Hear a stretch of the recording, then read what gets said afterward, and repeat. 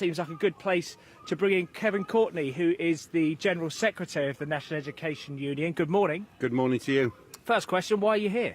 I'm here because I'm supporting these teachers at Mossbourne School in Hackney.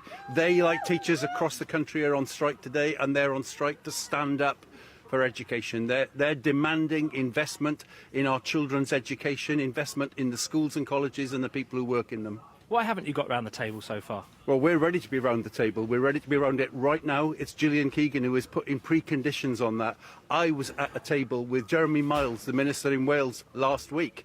We've reached something which has paused the action in Wales, and we're consulting members on that offer. So we are ready to talk. Our colleagues in Scotland met with ministers in Scotland and reached a deal. It's Gillian Keegan who isn't talking, not making offers and not talking about how to resolve the dispute. So given that you have reached a resolution in Wales and Scotland, as you mentioned, are English teachers not out on a bit of a limb here? Well, they are behind teachers in Wales and teachers in Scotland now because Gillian Keegan isn't making offers to resolve the dispute. Today we are going to see a simply huge demonstration in central London on budget day, and that will be teachers and parents demanding investment in our children's education. And I think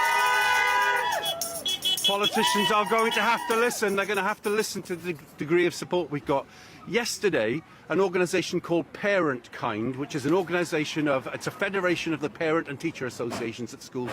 They'd been polling parents, and the support for the strikes has gone up during the strike period, and parents are saying that they want investment in their children's education.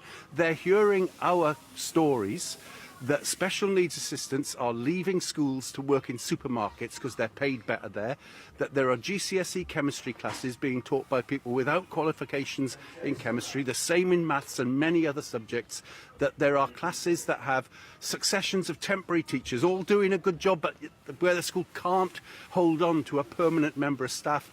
Parents are hearing that and knowing that there is disruption in our children's schools every day. And that's why we're on strike, because we want to end that everyday disruption in our education. And that will only come about when the government decides to invest in our children's education.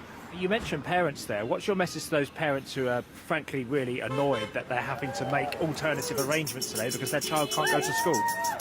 I mean, we do sincerely apologise for the disruption in children's education today and to the disruption in parents' home lives and their working lives. We really do.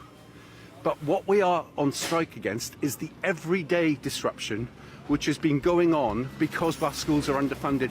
This generation of children, the ones affected most by COVID, they need the government to invest in them, and that does mean investing in their teachers and their support staff. It means funding their schools. The government is turning its back on those children so hard hit by COVID. And those children hard hit by COVID in some cases are just weeks away from exams. What's your message to them this morning?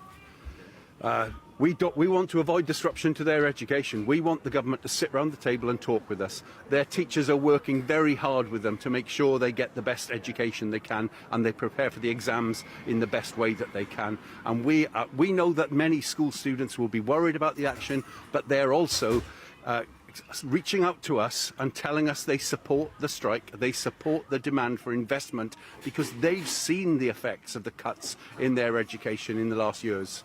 We're hours away from the budget. Are you hopeful of a public sector pay rise announcement? That's what we should hear today.